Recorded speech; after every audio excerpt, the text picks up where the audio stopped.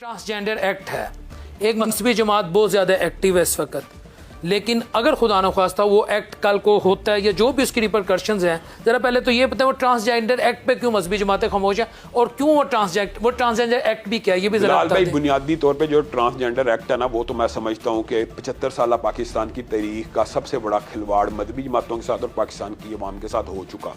और इसके अंदर भी दुख और अफसोस की बात है कि पेश करने वाला नवीद कमर, स्पोक्स पर्सन शीरी मज़ारी, मंजूर करने वाले याज सादक, तीनों सेकुलर पार्टी ने आंखों के ऊपर पट्टी बांध के ये एक्ट पास किया।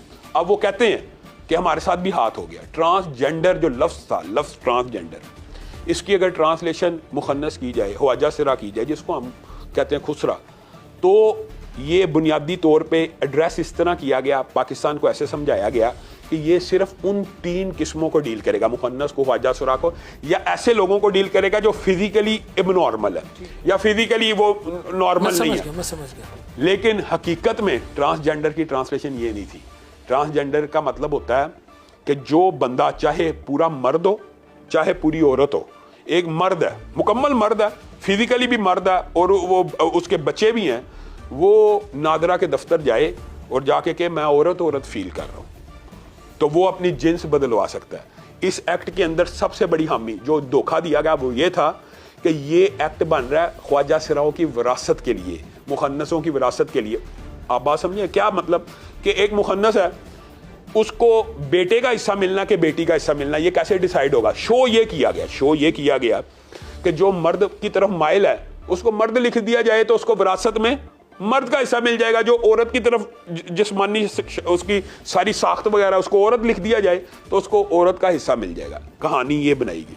लेकिन हकीकत में इन 4 सालों में हुआ क्या? आप नादरा का पूरा रिकॉर्ड उठाएं और अब्दुलरहमान साहब एडवोकेट जो इस आप पटिशन लेके वफाकी शरई अदालत में गए, आप हैरान रह जाएंगे। वफाकी शरई अदालत का कोरम नहीं पूरा करने दिया जा रहा कि कहीं पटिशन इस एक्ट को मुस्तरद ना कर दे। इतने जालिम है ये सेकुलर लोग, सेकुलर पार्टियां सब शामिल हैं, मैं और आप इस जुर्म में शामिल नहीं, हमने इनको वोट दिया। नादरा की क्या रिपोर्ट आई है कि जो असल मर्द थे ना, असल, उन्होंने जाके अपने आप को औरत लिखवा लिया। जो असल औरतें थी उन्होंने अपने आप को जाके मर्द लिखवा दिया। अब ये मुझे बताएं, अमले कौमे लूत, ये वो एक्ट है जो मैं कहता हूं अभी बैरूनी कई दुनिया में, वेस्टर्न कई मगरबी मुमालिक में ये कबूल नहीं हो सका, तो पाकिस्तान में तो नाफज हो गया। और एक जमात को मैं खराज तहसीन पेश करता हूं जिसकी तरफ आपने भी इशारा किया कि सेनेटर मुश्ताक साहब ने अब आवाज़ लगाई कि इसको अमेंड किया जाए। मैं कहता हूं, मैं सेनेटर साहब से एक और गुजारिश करता हूं कि अमेंड करने की बजाय इसको मुस्तरद करके, हाँ हमें कोई इख्तलाफ नहीं, लोग समझते हैं कि जो मौलवी को इख्तलाफ है या मौलवी को पता नहीं है। ट्रांसजेंडर की अगर ट्रांसलेशन सिर्फ इन 3 के साथ कर दी जाए, ट्रांसजेंडर का लफ्ज़ काटा जाए, सिर्फ फिजिकली एबनॉर्मल एक्ट लिख दिया जाए या इंटरसेक्स एक्ट लिख दिया जाए, उसके आगे ट्रांसलेशन हो जाए, तो हमें कोई इतराज़ नहीं कि कोई मुहन्नस है, ठीक है, और वो जाके अपना इंदराज विरासत के लिए मर्द कराना चाहता करा ले।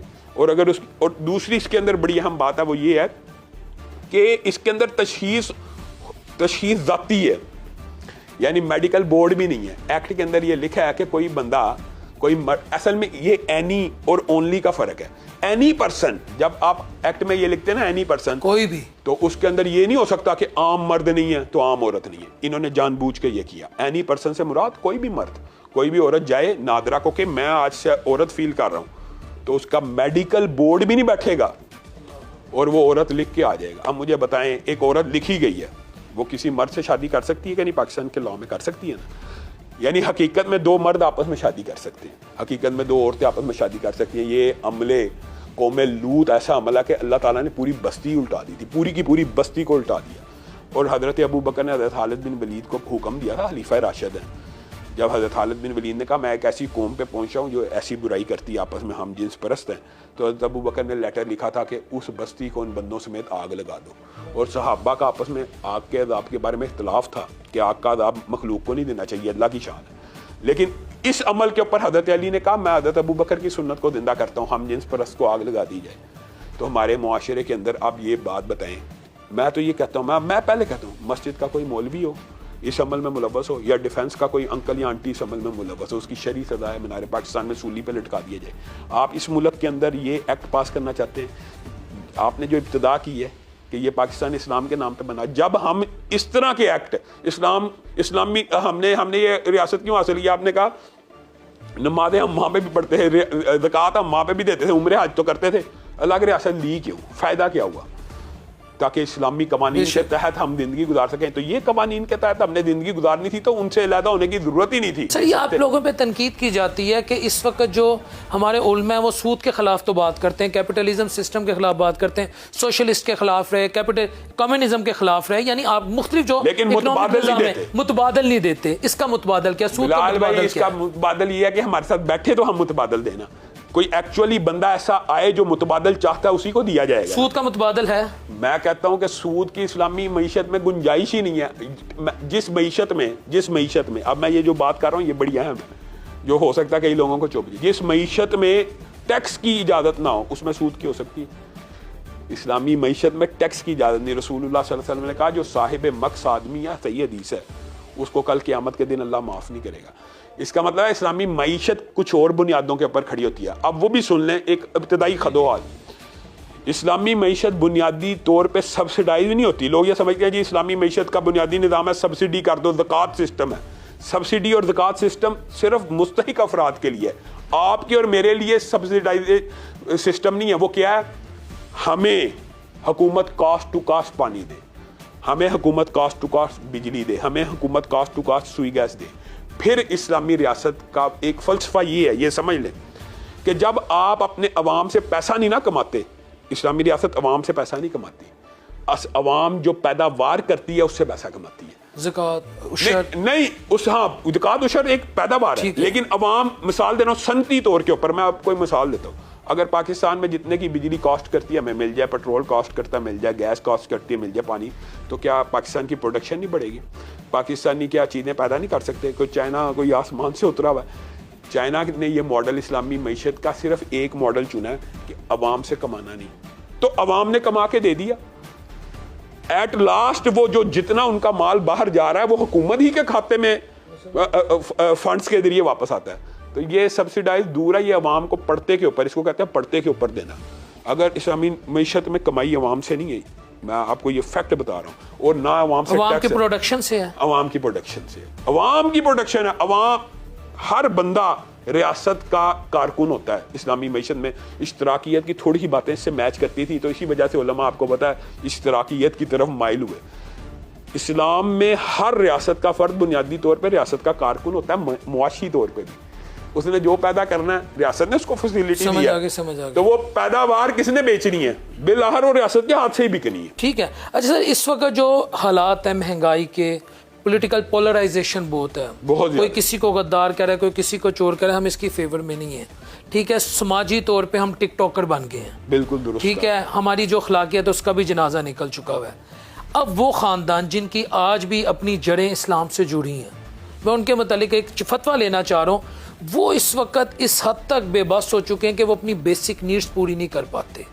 ऐसी फैमिलीज मजबूरन जब अपनी बेटियों को बाहर भेजते हैं कि आप जॉब्स करें, अपनी जोजाओं को भेजते हैं आप जॉब्स करें, और उनको जब वहाँ मुख्तलिफ मसाइल का सामना करना पड़ता है तो वो फैमिलियाँ कहाँ जाएँ? बिलाल भाई, ये बड़े अफसोस की बात है, और ये इस्लामी निज़ाम मईशत के अंदर ये आपने जो बात की है, पूरे का पूरा अगर निज़ाम हो तो इस तरह की नौबत ना आए। लेकिन अब आपने चूँकि फतवे के तौर पे बात की है, तो इस्लामी रियासत के अंदर औरत को वो काम करने की इजाज़त है कि जिससे औरत का पर्दा महफूज हो। मसलन एक औरत डॉक्टर बनेगी, वो बल्कि फ़र्ज़ है, बाद फुक़हा ने लिखा, क्योंकि वो अगर डॉक्टर नहीं बनेगी तो मुसलमान बेटी का पर्दा महफूज नहीं रहेगा। एग्जैक्टली। अगर वो टीचर नहीं बनेगी, मुसलमान बच्चियों का पर्दा महफूज नहीं रहेगा। तो ये जो शोबे हैं, ये तो यानी ये तो एक ऐसा फैक्ट है कि जिसको हर मुसलमान आलम भी मानता, गैर आलम भी मानता है कि औरत इन पेशों में जाएगी, बल्कि ज़रूर स्किल हासिल करेगी ताकि दीगर औरतें उनके पर्दे महफूज रहें। लेकिन कुछ पेशे ऐसे हैं जिनमें औरतों को नहीं जाना चाहिए, ऐसे भी हैं।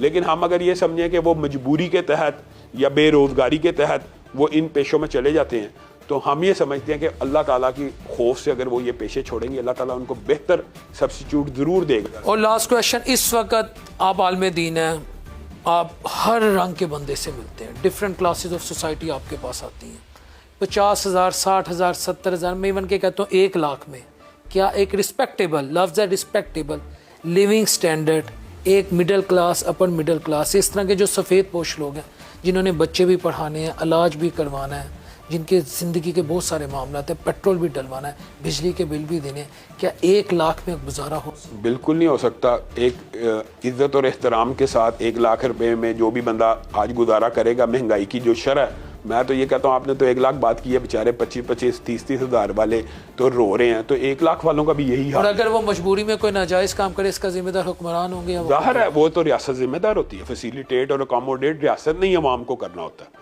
ये बात तो आपने फैक्ट की है। रसूलुल्लाह सल्लल्लाहु अलैहि वसल्लम की हदीस के अलावा हज़रत उमर का कौल मारूफ है कि अगर फुरात किनारे एक कुत्ता भी भूख और प्यास से मर जाएगा तो उमर जिम्मेदार है। इसका मतलब ये नहीं था कि कुत्ता मरने का जिम्मेदार है, बुनियादी तौर पे ये एक इस्तिआरा था कि अगर रियासत का कोई फ़र्द भूख से मर गया तो उमर जिम्मेदार है, चाहे फुरात का हो चाहे नील का, तो ये रियासत जिम्मेदार है। व्यूअर्स, रियासत जिम्मेदार है। अल्लामा हशाम अलाई ज़हीर साहब की आपने डिस्कशन सुनी है। डिस्कशन का जिस्ट यही है कि रियासत को भी जिम्मेदारी लेनी है और आवाम में भी शऊर आना चाहिए। ये आलम को, मुफ्ती को, मिंबर रसूल पे बैठे मौलवी को तो मिस्टर परफेक्ट देखना चाहते हैं, लेकिन जिन लोगों को ये इक़्तिदार में लाते हैं उनकी क्रेडिबिलिटी, उनका पर्सनल कंडक्ट कितना तगड़ा है, ये बात बड़ी वैलिड है। और सबसे भरकर जो लोग इस वक्त इक़्तिदार में हैं वो इस्लाम के लिए क्या कर रहे हैं और मगरिब के लिए क्या कर रहे हैं, ये भी हमें सोचना है। क्योंकि मुल्क हमने कलमे के नाम पे लिया और काम कुछ और हो गया, और बहुत ही ज़बरदस्त उल्टा काम हुआ। यानी अगर इस्लाम थीसिस है तो जो वो हो रहा है इस वक्त मुल्क में वो एंटी थीसिस है।